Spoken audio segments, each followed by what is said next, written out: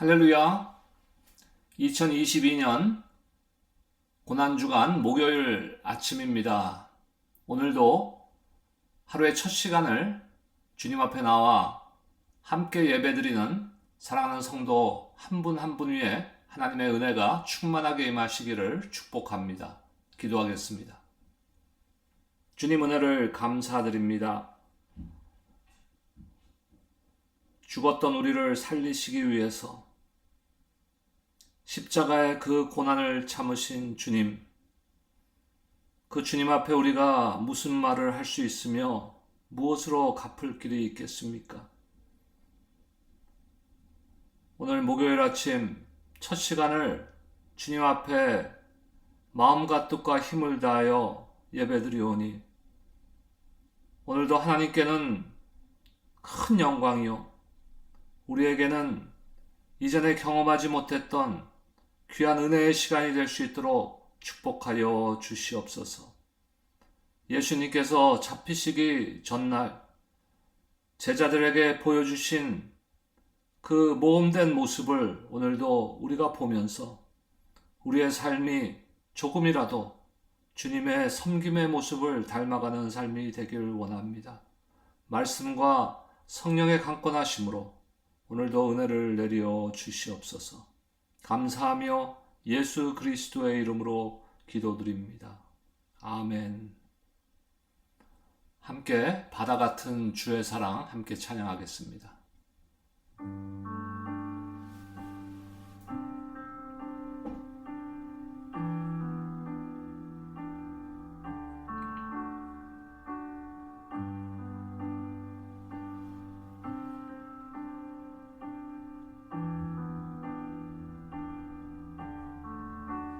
바다 같은 주의 사랑 내 맘속에 넘치네. 생명의 주 우릴 위해 보혈 흘려주셨네. 영원하신 주의 사랑 어찌 우리 잊으리. 생명 주신 주님만을 영원히 찬양하리. 주 못 박힌 언덕 위에 생명의 문 열렸네. 깊고 넓은 은혜의 샘 강과 같이 흐르고 하나님의 자비하심 이 땅 위에 넘치네. 평강의 왕 주님 예수 세상 죄 구속했네.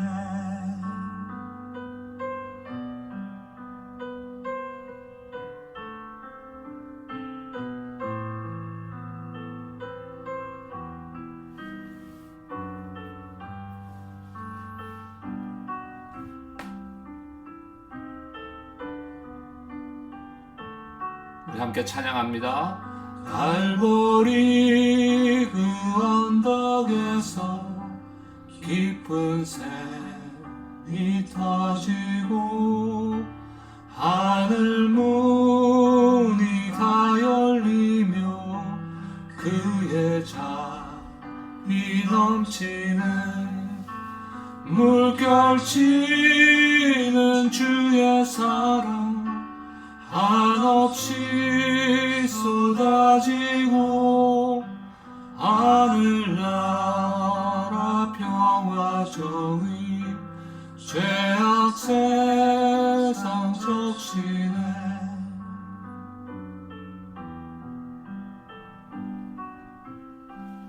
나 영원히 찬양하리. 아멘. 아멘. 오늘 하나님의 말씀 요한복음 13장 1절로 17절까지의 말씀 보겠습니다. 요한복음 13장 1절에서 17절까지의 말씀 제가 봉독해 드리겠습니다. 6월절 전에 예수께서 자기가 세상을 떠나 아버지께로 돌아가실 때가 이른 줄 아시고 세상에 있는 자기 사람들을 사랑하시되 끝까지 사랑하시니라. 마귀가 벌써 시몬의 아들 가룟 유다의 마음에 예수를 팔려는 생각을 넣었더라. 저녁 먹는 중에 예수는 아버지께서 모든 것을 자기 손에 맡기신 것과 또 자기가 하나님께로부터 오셨다가 하나님께로 돌아가실 것을 아시고 저녁 잡수시던 자리에서 일어나 겉옷을 벗고 수건을 가져다가 허리에 두르시고 이에 대야에 물을 떠서 제자들의 발을 씻으시고 그 두르신 수건으로 닦기를 시작하여 시몬 베드로에게 이르시니 베드로가 이르되 주여 주께서 내 발을 씻으시나이까.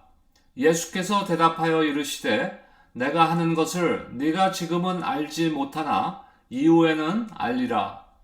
베드로가 이르되 내 발을 절대로 씻지 못하시리이다. 예수께서 대답하시되 내가 너를 씻어주지 아니하면 네가 나와 상관이 없느니라. 시몬 베드로가 이르되 주여 내 발뿐 아니라 손과 머리도 씻어 주옵소서.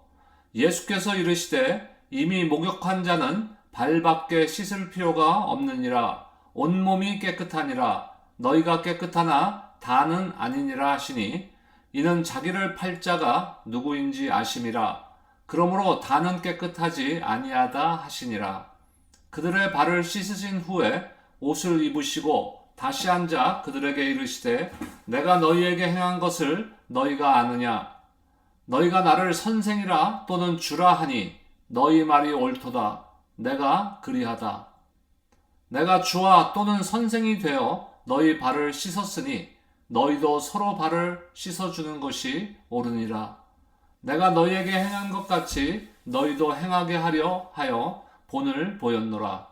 내가 진실로 진실로 너희에게 이르노니 종이 주인보다 크지 못하고 보냄을 받은 자가 보낸 자보다 크지 못하나니 너희가 이것을 알고 행하면 복이 있으리라.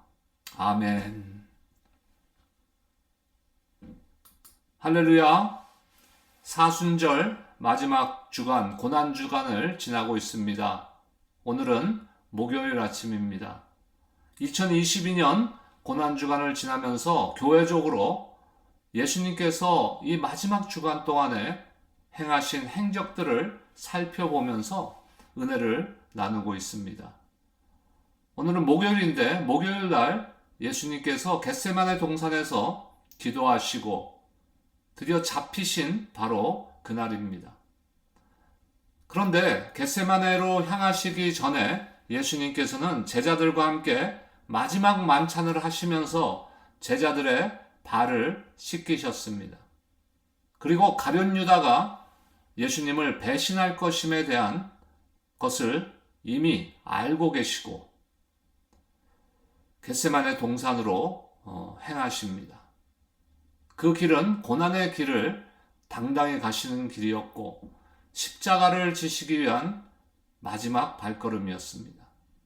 오늘은 예수님께서 제자들의 발을 씻기신 그 말씀을 주제로 은혜를 나누고자 합니다.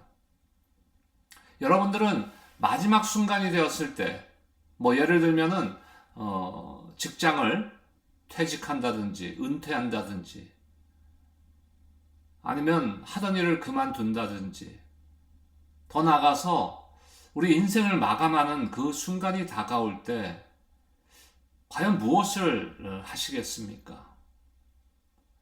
아마도 그때 내가 무엇을 하느냐일까, 내가 무엇의 가치를 두고 살았느냐, 내가 무엇을 중요시하고 살고 있는가 하는 문제가 거기에서 나타날 것입니다.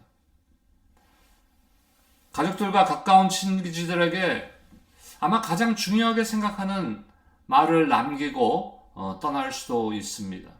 예수님께서 잡히시던 날 밤에 제자들과 함께 한 일은 아마도 예수님께서 가장 중요하게 생각하시던 것, 또 가장 가치 있게 생각했던 것들이 아니었나 싶습니다.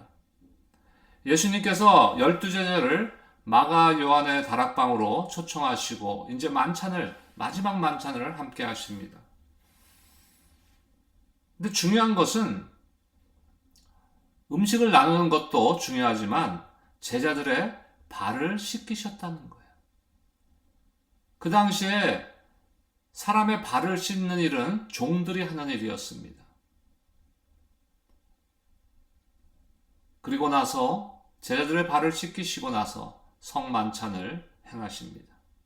발을 씻기신 일과 성만찬, 이것이 예수님께서 이제 잡히시러 가는 그 순간, 마지막 순간에 하셨던 일이라는 것이에요.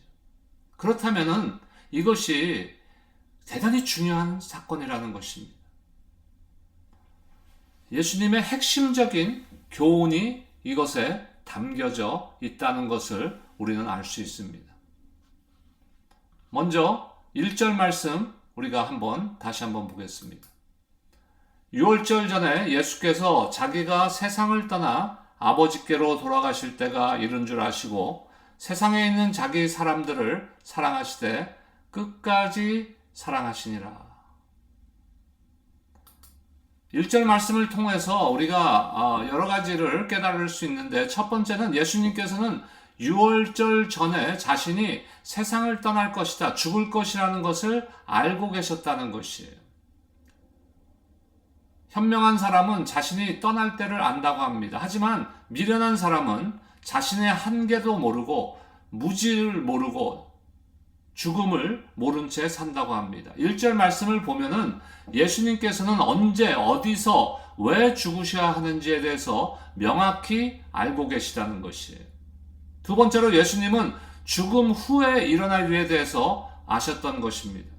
사람들은 죽으면 모든 것이 끝난다고 생각합니다. 하지만 예수님은 죽음은 끝이 아니라 생명의 시작이고 아버지께로 돌아가는 것이다, 이렇게 말씀하십니다. 우리 모두는 목적 없이 사는 존재가 아닙니다. 다시 말해서 무의미한 존재가 아니라는 것이에요. 우리는 하나님께서 주신 목적대로 이 땅에서 살다가 하나님께로 가는 분명한 목적과 의미가 있는 존재임을 여러분들 모두가 믿으시기를 바랍니다. 인간은 원래 하나님의 형상대로 지음받았죠. 완전한 존재로 죽거나 병들지 않는 그런 완전한 존재로 창조받았지만 죄로 인하여서 죽음과 질병과 어둠이 찾아오게 된 것입니다. 우리에게는 이것을 해결할 수 있는 방법이 없어요.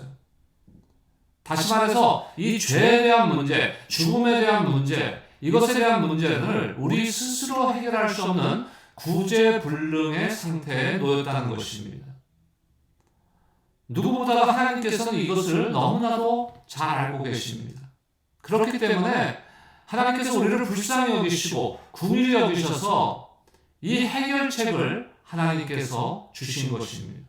그것이 바로 무엇입니까? 예수 그리스도의 성육신, 예수 그리스도를 이 땅에 보내셔서 십자가에 죽게 하심으로써 우리의 죽음과 질병과 좌절과 어둠의 문제를 해결해 주실 것을 지금 계획하고 실행하시는 것입니다. 이로 인해서 누구든지 예수 그리스도를 구주로 믿고 입으로 시인하면 원래 우리 창조 본래의 존재로 회복되는 것이에요. 이것을 다른 말로 하면 구원이라고 하는 것입니다. 세 번째로 예수님의 선택은 무조건적이고 예수님의 사랑은 영원한 사랑이십니다. 세상에 있는 자기 사람들을 사랑하시되 이렇게 말씀하십니다. 이 한없는 예수님의 사랑을 우리는 다 사랑할 수 없습니다. 오늘 함께 찬양했죠? 바다 같은 주의 사랑. 우리가 이해할 수 없죠. 예수님께서는 아무 조건 없이 우리를 사랑하셨어요. 왜요? 알 수 없는 것입니다. 그것이 은혜이고 그것이 하나님의 우리를 향한 사랑입니다. 우리가 태어나기 전부터 우리를 사랑하셨습니다. 하지만 예수님의 사랑은 과거로 끝난 것이 아닙니다. 오늘 1절 말씀에서 뭐라고 마무리하십니까? 끝까지 사랑하시니라. 마지막까지, 세상 끝날까지 우리와 함께 하신다고 하신 약속의 말씀을 반드시 지킬 것이고 끝까지 우리를 사랑하시는 예수님이십니다. 그 사랑은 아무 조건도 없고 변하지도 않고 영원한 사랑입니다. 예수님께서는 과거의 사랑으로 지금도 우리를 사랑하시고 영원히 사랑하실 것임을 여러분들 믿으시기 바랍니다. 끝까지 사랑하신다는 말씀은 일시적인 것이 아니라는 것이에요. 사랑의 사랑은 일시적일 수 있습니다. 확 뜨겁게 타올랐다가 금방 식어버릴 수 있는 것이에요. 하지만 예수 그리스도를 통한 하나님의 사랑은 그런 사랑이 아닙니다. 차원이 다른 것이에요. 예수님의 사랑은 시간만 초월하는 것이 아니라 어떠한 상황 가운데서도 우리를 사랑하시는, 모든 상황을 초월하는 사랑인 줄로 믿습니다. 우리가 어떤 실수나 죄악을 범하더라도 예수님께서는 그 분율을 잊지 않고 우리가 회개하고 돌아서면 끝까지 우리를 사랑하시는 분이십니다. 하지만 그 사랑에 대한 말씀을 할 그 당시에 이미 가룟 유다의 마음속에는 예수님을 배신할 마음으로 가득 차 있었어요. 6월절 성만찬 자리에게는 사랑과 배신이 나란히 공존한 그런 것입니다. 사랑과 배신. 우리의 신앙도 마찬가지예요. 늘 하나님을 사랑한다, 우리 주님을 사랑한다고 입술로는 고백하지만 실제로 과연 항상 그렇습니까? 우리의 신앙도 어쩌면 이 사랑과 배신이 공존하는 그런 신앙인지도 모르겠어요. 교회에 잘 다니는 것 같이 보이지만 또 직분도 받고 참 섬김도 하지만 마음속으로는, 우리 속마음에는 엉뚱한 생각을 품고 있지는 않습니까? 만약에 그런 생각을 하고 있다면 하나님을 배신하고 교회를 이용하고 하나님을 이용하려는 그런 생각을 내가 만약에 품고 있다면 하나님의 사랑에 배신하는 것이에요. 그것이 바로 가룟 유다의 모습입니다. 하나님께서는 독생자이시는 예수 그리스도를 이 땅에 보내셔서 십자가에 죽게 하심으로써 우리를 향한 하나님의 사랑을 확증해 주셨습니다. 그 사랑에 우리가 무엇으로 보답할 수 있겠어요? 우리의 생명을 다 드려도, 내가 가지고 있는 것들, 가장 귀하게 여기는 것들을 다 드려도 부족한 거 아닙니까? 그런데 배신은 하지 말아야죠. 그 사랑에 늘 감사하며 헌신과 섬김으로 보답하는 우리 모두가 되기를 주님의 이름으로 축복합니다.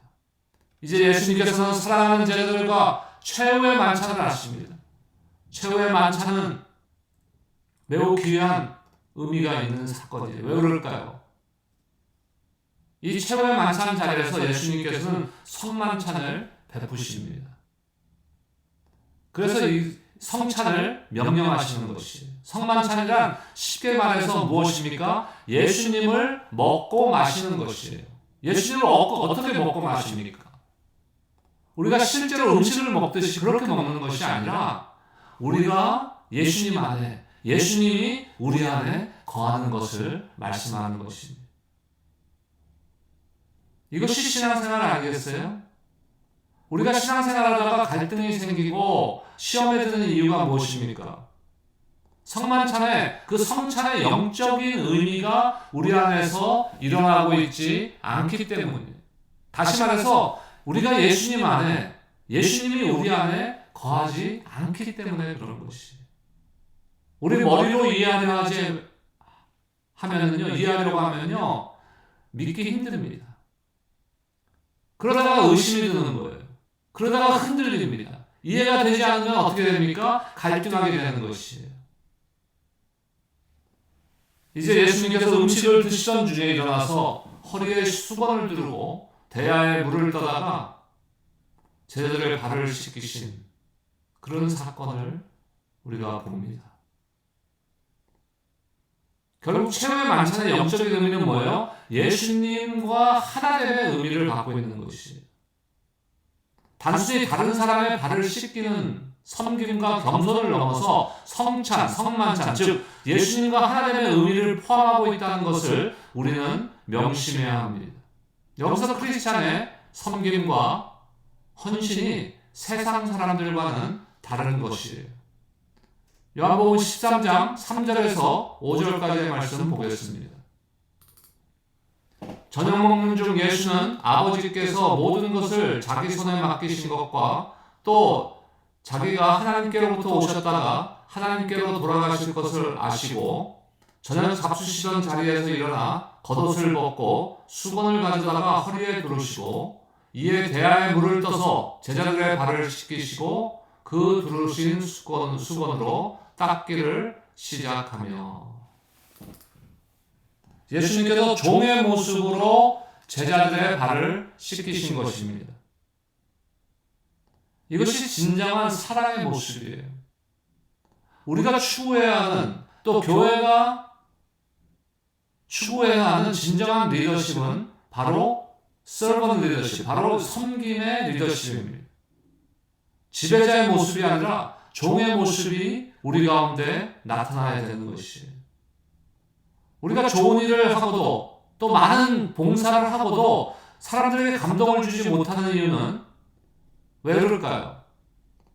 우리가 종의 모습으로, 진정한 종의 모습으로, 겸손한 모습으로 섬기고 있지 않기 때문은 아닐까요?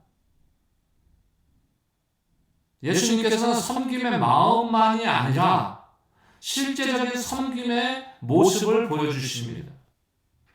예수님께서 과연 능력이 없고 어떻게 할 힘이 없어서 종의 모습을 보였습니까? 그것은 아름다운 모습이 아니죠. 만약에 그렇다면 예수님의 그 발을, 제자들의 발을 씻기는 그 모습은 아름다운 모습일 수가 없는 것이에요. 하지만 예수님은 하나님이신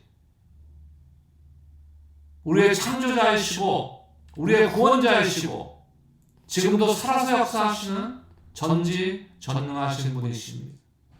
그런 분이 종의 모습을 취했기 때문에 이것은 위대한 일입니다. 우리도 마찬가지예요. 우리가 겸손한 종의 모습이 되기 위해서는 먼저 능력이 있어야 되는 거예요. 아무 능력이 없어서 그냥 겸손하다. 이것은 진정한 겸손이 아닙니다. 세상에서도 크리스찬들이 우리가 잘 살고 능력 있고 높은 자리에 올라가야 됩니다. 힘 있는 자리에 서야 됩니다. 왜요? 그 자리에서 종의 모습으로, 겸손한 모습으로 섬기는 예수님의 본을 따라가기 위해서. 그 자리에서 권세와 통치를 하는 것이 아니라 예수님처럼 허리에 수건을 두르고 제자들의 발을 씻기신 것과 같이 겸손함으로 섬기는 모습, 그것이 우리가 해야 되는 모습입니다. 제자들의 발을 이제 한 사람씩 예수님께서 씻기십니다. 이제 드디어 베드로의 모습이에요. 항상 베드로는 튀죠. 우리를 실망시키지 않습니다. 베드로는 주님께서 절대로 자신의 발을 씻기실 수 없다라고 합니다. 그러자 예수님께서 내가 너를 씻어주지 않는, 내가 너의 발을 씻겨주지 않는다면 너와 나는 상관없는 자가 된다. 아무 상관이 없게 된다라고 말합니다. 베드로의 참 반응을 보면 참 재미있기도 하지만 한편으로는 나의 모습이 그런 모습이 아닌가 싶습니다. 10절과 11절 말씀 보겠습니다.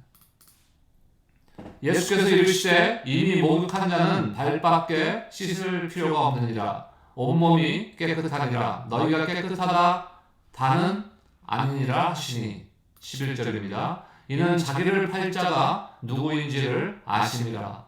그러므로 다는 깨끗하지 아니하다 하시니라. 아멘. 여러분, 구원받은 성도가 하나님 앞에 나아가는 겸손과 온유와 섬김의 자세가 무엇인지, 또한 성도들이 세상에 어떤 영향력을 끼치고 미치고 세상을 변화시킬 수 있는 것이 무엇인지를 보여주는 말씀이에요.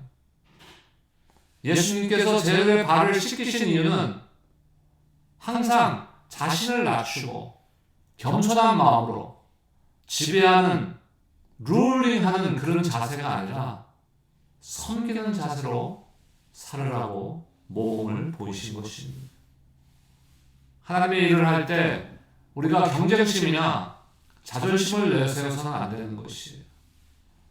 내가 누군데, 내가 목사인데, 내가 권사인데, 내가 장로인데, 내가 집사인데, 이러한 것이 중요한 것이 아닙니다. 이것은 역할의 차이가 있다는 것이에요. 그것이 교회의 질서입니다. 하지만 그 역할 안에서 누구든지 다 예수님과 같이 허리에 수건을 동이고 다른 사람들의 발을 씻기시는 것 같이 겸손한 마음으로 섬기는 자세가 필요한 것입니다. 그것을 위해서 예수님께서 모범을 보이신 것입니다. 그리고 그것이 누가 먼저가 아니라 서로의 발을 씻기시는 것이 옳다고 말씀하십니다. 서로입니다. 서로. 예수님께서 붙잡혀서 십자가에 달리시기 전에 제자들과 마지막으로 하신 성만찬과 제자들의 발을 씻기시는 것은 주님의 핵심적인 교훈이 담겨있는 사건입니다. 주님께서 이것을 보여주신 이유가 무엇일까요? 15절에 보니까 내가 너희에게 행한 것 같이 너희도 행하게 하려 이 본을 보였노라. 주님의 모범을 따라하라는 것이에요. 신앙생활은 새로운 무엇을 하는 것이 아닙니다. 내가 무엇을 만들어가는 것이 아니에요. 그렇다면 신앙생활이 뭐예요? 예수님의 그 발자취를 따라가기만 하면 되는 겁니다. 우리의 삶이 예수님의 그 흔적을 닮아가고 내 삶 가운데 그 예수님의 흔적이 조금이라도 남게 하는 것이 신앙생활입니다. 본을 보고 따라가는 것을 다른 말로 뭐라 그럽니까? 순종하는 삶이라고 말할 수 있는 것이에요. 순종이란 자기 마음대로 하는 것이 아니라 모든 것에 본을 보이신 주님을 따라가는 것입니다. 순종하는 것이 때로는 쉽지 않죠. 하지만 순종할 때 죽은 자가 살아나는 것이고, 순종하면 생선 2마리와 떡 5덩어리가 수천 명을 먹이고도 남는 오병이어의 역사가 일어나는 것이고, 순종하면 저와 여러분들의 삶에 100배, 1000배의 열매가 맺어지게 되는 것입니다. 이것은 순종해 본 사람만이 경험할 수 있는 것입니다. 순종하는 자들에게 임하는 복입니다. 17절 말씀 보겠습니다. 너희가 이것을 알고 행하면 복이 있으리라. 인생에서 복은 출세하고 돈 많이 버는 것이 아닙니다. 하나님의 뜻을 알고 그 모범을 따라 순종하여 행하는 것이 복인 줄로 믿습니다. 오늘 하루 서로의 발을 씻기는 겸손한 주님의 마음을 품고 주님의 뜻대로 행함으로 하나님께서 예비하신 축복을 누리며 나누며 승리하는 여러분들 모두가 되시기를 주님의 이름으로 축원합니다. 기도하겠습니다. 주님 은혜를 감사드립니다. 주님께서 잡히시던 날 겟세마네 동산으로 가서 땀방울이 핏방울이 되도록 기도하시기 전에 제자들과 마지막 만찬을 하면서 제자들의 발을 씻기시고 성만찬을 제정하신 그 사건을 돌아보았습니다. 주님께서 보이신 그 종의 모습으로 섬기는 그 모범된 모습을 우리가 조금이라도 닮아가기를 원합니다. 2022년 고난주간을 지나며 그 섬김의 모범을 보이신 예수님의 그 겸손의 마음과 순종의 마음이 우리의 마음이 되기를 소원합니다. 은혜를 주시고 힘을 주시고 주님을 따를 수 있는 우리 모두가 될 수 있도록 축복하여 주시옵소서. 감사하며 예수 그리스도의 이름으로 기도드립니다. 아멘. 함께 마지막 찬양 드리고 주기도문으로 예배를 마치겠습니다.